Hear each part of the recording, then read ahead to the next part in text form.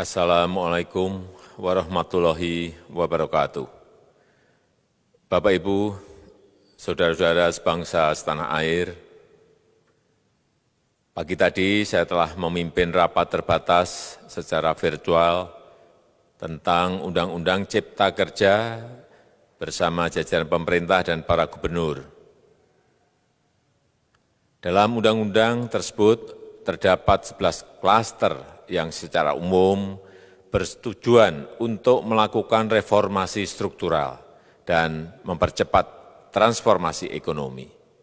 Adapun klaster tersebut adalah urusan penyederhanaan perizinan, urusan persyaratan investasi, urusan ketenagakerjaan, urusan pengadaan lahan, urusan kemudahan berusaha, urusan dukungan riset dan inovasi, urusan administrasi pemerintahan, urusan pengenaan sanksi, urusan kemudahan pemberdayaan dan perlindungan UMKM, urusan investasi dan proyek pemerintah, serta urusan kawasan ekonomi. Dalam rapat terbatas tersebut, saya tegaskan mengapa kita membutuhkan Undang-Undang Cipta Kerja. Pertama, setiap tahun ada sekitar 2,9 juta penduduk usia kerja baru, anak muda yang masuk ke pasar kerja, sehingga kebutuhan atas lapangan kerja baru sangat-sangat mendesak. Apalagi di tengah pandemi, terdapat kurang lebih 6,9 juta pengangguran dan 3,5 juta pekerja terdampak pandemi COVID-19. Dan sebanyak 87% dari total penduduk bekerja memiliki tingkat pendidikan setingkat SMA ke bawah, di mana 39% berpendidikan sekolah dasar. Sehingga perlu mendorong penciptaan lapangan kerja baru, khususnya di sektor padat karya. Jadi, Undang-Undang Cipta Kerja bertujuan untuk menyediakan lapangan kerja sebanyak-banyaknya bagi para pencari kerja serta para pengangguran. Kedua, dengan Undang-Undang Cipta Kerja akan memudahkan masyarakat, khususnya usaha mikro kecil, untuk membuka usaha baru. Regulasi yang tumpang tindih dan prosedur yang rumit dipangkas. Perizinan usaha untuk usaha mikro kecil UMK tidak diperlukan lagi, hanya pendaftaran saja. Sangat simpel. Pembentukan PT atau perseroan terbatas juga dipermudah. Tidak ada lagi pembatasan modal minimum. Pembentukan koperasi juga dipermudah. Jumlahnya hanya 9 orang saja. Koperasi sudah bisa dibentuk. Kita harapkan akan semakin banyak koperasi-koperasi di tanah air. UMK, usaha mikro kecil yang bergerak di sektor makanan dan minuman. Sertifikasi halalnya dibiayai pemerintah, artinya gratis. Izin kapal nelayan penangkap ikan misalnya, hanya ke unit kerja Kementerian KKP saja. Kalau sebelumnya harus mengajukan ke Kementerian KKP, Kementerian Perhubungan, dan instansi-instansi yang lain. Sekarang ini cukup dari unit di Kementerian KKP saja. Ketiga, Undang-Undang Cipta Kerja ini akan mendukung upaya pencegahan dan pemberantasan korupsi. Ini jelas karena dengan menyederhanakan, dengan memotong, dengan mengintegrasikan ke dalam sistem perizinan secara elektronik, maka pungutan liar, pungli dapat dihilangkan.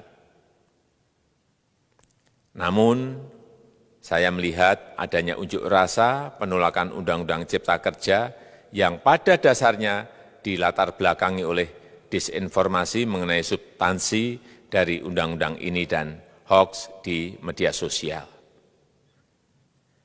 Saya ambil contoh, ada informasi yang menyebut tentang penghapusan UMP, upah minimum provinsi, UMK, upah minimum kota kabupaten, UMSP, upah minimum sektoral provinsi.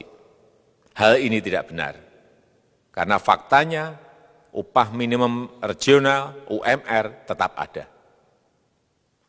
Ada juga yang menyebutkan bahwa upah minimum dihitung per jam. Ini juga tidak benar. Tidak ada perubahan dengan sistem yang sekarang. Upah bisa dihitung berdasarkan waktu dan berdasarkan hasil. Kemudian adanya kabar yang menyebutkan bahwa semua cuti sakit, cuti kawinan, cuti khitanan, cuti baptis, cuti kematian, cuti melahirkan, dihapuskan. Dan tidak ada kompensasinya. Saya tegaskan juga ini tidak benar. Hak cuti tetap ada dan dijamin. Kemudian apakah perusahaan bisa mem-PHK kapanpun secara sepihak? Ini juga tidak benar. Yang benar, perusahaan tidak bisa me-PHK secara sepihak. Kemudian juga pertanyaan mengenai benarkah jaminan sosial dan kesejahteraan lainnya hilang. Yang benar, jaminan sosial tetap ada. Yang juga sering diberitakan tidak benar adalah mengenai dihapusnya AMDAL, analisis mengenai dampak lingkungan. Itu juga tidak benar. AMDAL tetap ada. Bagi industri besar harus studi AMDAL yang ketat. Tetapi bagi UMKM lebih ditekankan pada pendampingan dan pengawasan. Ada juga berita mengenai Undang-Undang Cipta Kerja ini mendorong komersialisasi pendidikan. Ini juga tidak benar. Karena yang diatur hanyalah pendidikan formal di kawasan ekonomi khusus, di KEK. Sedangkan perizinan pendidikan tidak diatur di dalam Undang-Undang Cipta Kerja ini. Apalagi perizinan untuk pendidikan di pondok pesantren. Itu tidak diatur sama sekali dalam Undang-Undang Cipta Kerja ini. Dan aturannya yang selama ini ada tetap berlaku. Kemudian diberitakan bahwa keberadaan bank tanah. Bank tanah ini diperlukan untuk menjamin kepentingan umum, kepentingan sosial, kepentingan pembangunan nasional, pemerataan ekonomi, dan konsolidasi lahan serta reforma agraria. Ini sangat penting untuk menjamin akses masyarakat terhadap kepemilikan tanah, kepemilikan lahan. Dan kita selama ini tidak memiliki bank tanah.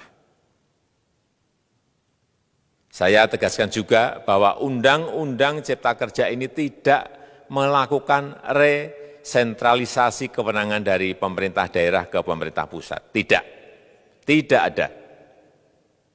Perizinan berusaha dan pengawasannya tetap dilakukan oleh pemerintah daerah sesuai dengan NSPK, norma, standar, prosedur, dan kriteria yang ditetapkan pemerintah pusat.